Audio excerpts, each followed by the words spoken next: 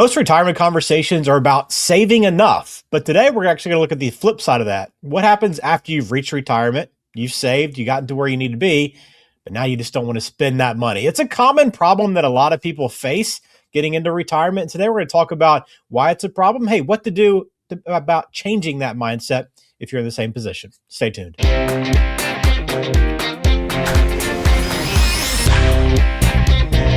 Welcome into Perfect Game Retirement. Ben George with Ryan Ledden of Black Oak Asset Management. And Ryan, we talk all the time about the mindset shift that happens when you get into retirement. But man, for a lot of people, it is tough to start spending that money when you've been trained. All you've been thinking about your whole life is save, save, save, and now you got to switch that completely. It is, man. It's reverse engineering completely. I mean, you go from, like you said, that mindset of just being diligent and saving in that 401k, whatever that is for each individual family. It's just very different. So you plowed money into it. You put your head down. You haven't thought much about it, and now it's completely reverse engineering. So it's almost like rewiring your brain, and it's tough for people to do sometimes. Some people have a real struggle with it.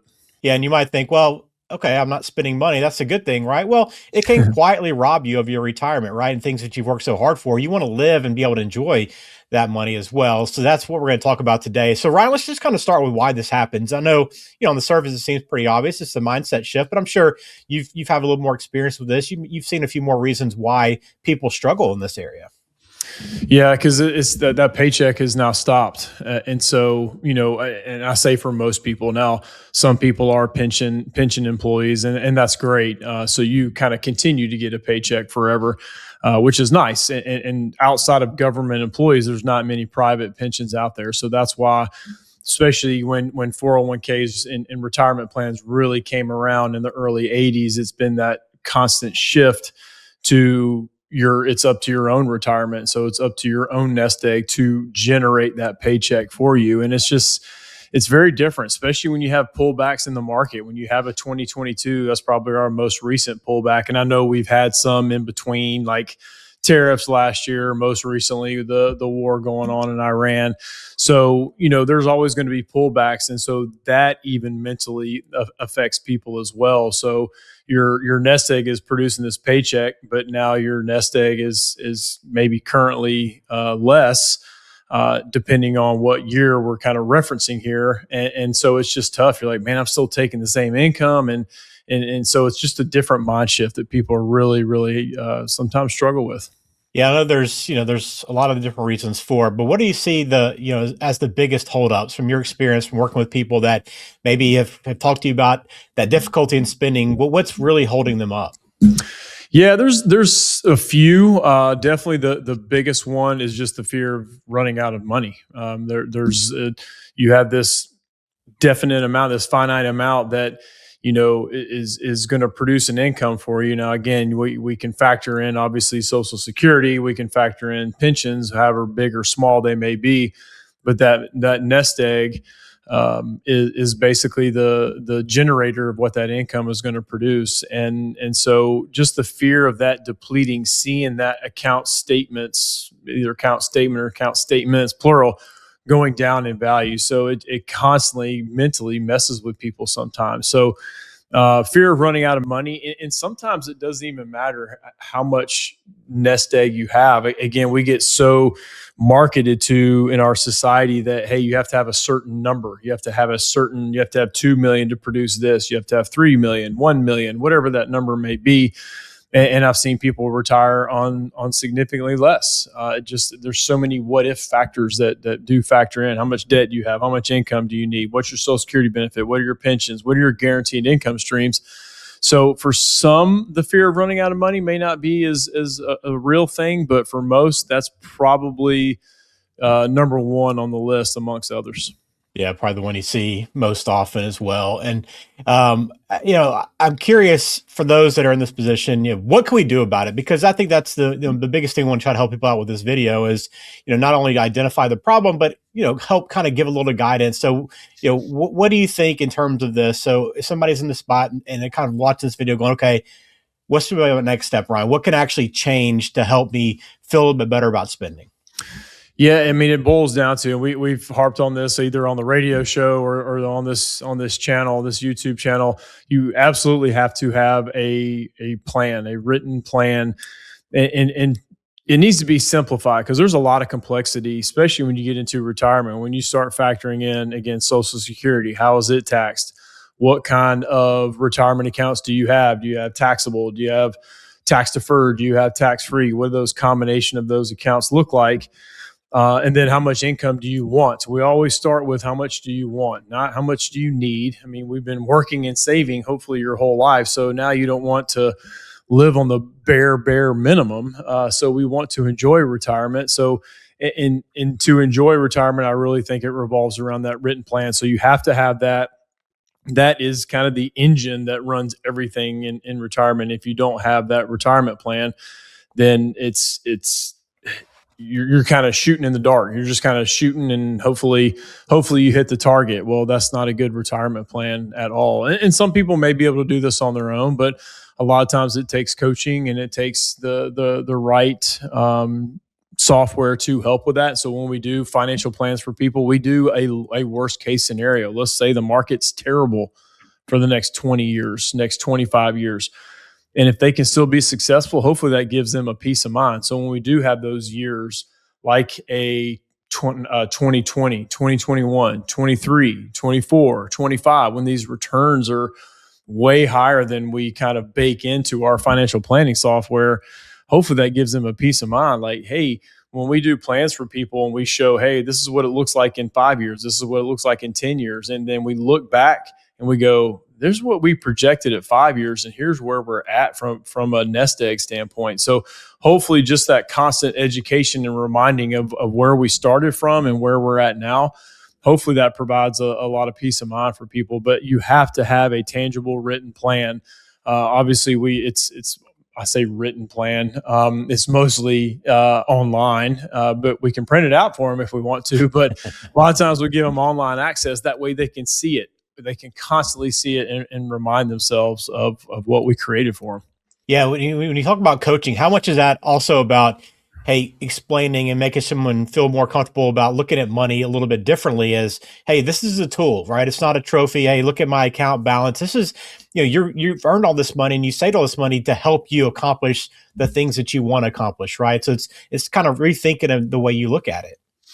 Yeah, it is. Like we talked about in the very beginning, it's retraining your brain for a decumulation phase. It was accumulation phase for so long of their lives. Now it's decumulation phase. But like you said, it's not like a trophy on your shelf or my Dundee that's sitting back there on the shelf back there. It's not a trophy. It has to be an engine, like you said, or a tool to produce what you want to do in retirement. And there may be adjustments that need to be made over time. That's constant. There's one certainty, and it's change. I mean, we do retirement plans for people, and then we say, but this is probably going to change as soon as I hand it to you, or as soon as I give you a login.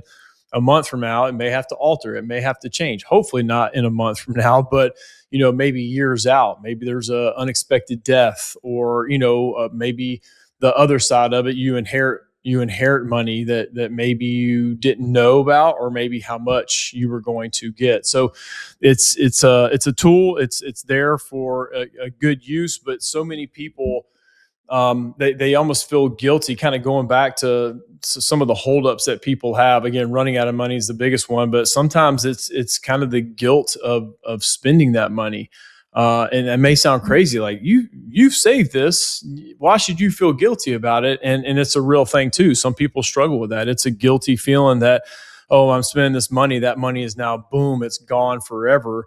That's kind of a mindset that some people have. And you shouldn't think of it that way. You should think, hey, if it's invested properly, or depending on your situation, hopefully it's generating income along the way, and we're not running out of money. So, and everyone's different on what kind of legacy they want to leave. Do they want to leave a legacy to their heirs, or do they just want to take care of themselves? And hey, if there's any left over, great.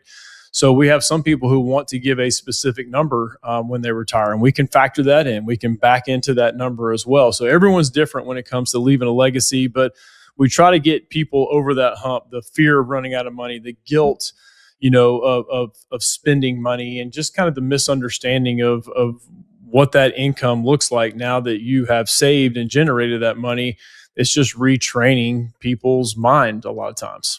Yeah, I'm sure you've worked with someone that's in this position, that maybe you felt like they were really underspending, even to their own detriment. Again, like you look at it and go, okay, this is actually hurting you.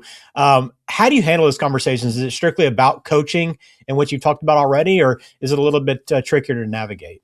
No, it's the consistency of the coaching is the biggest thing. I mean, you constantly have to remind people of what they've done, what the income plan looks like, especially during downtimes when the market's taking a hit. But the consistency of coaching, and I use the analogy. I mean, we use sports analogies on this channel and in the radio show all the time because that's my background, being as a player and then eventually as a coach. So you have to have clients that are coachable at the same time. I mean, one of the things that we talk about to my son's team or to my daughter's team is be coachable, because I mean, that will last with you forever, because everybody has to stop playing sports at one time. It may just be some at 16, some at 18, some at 40. It's just different for everyone, but be coachable.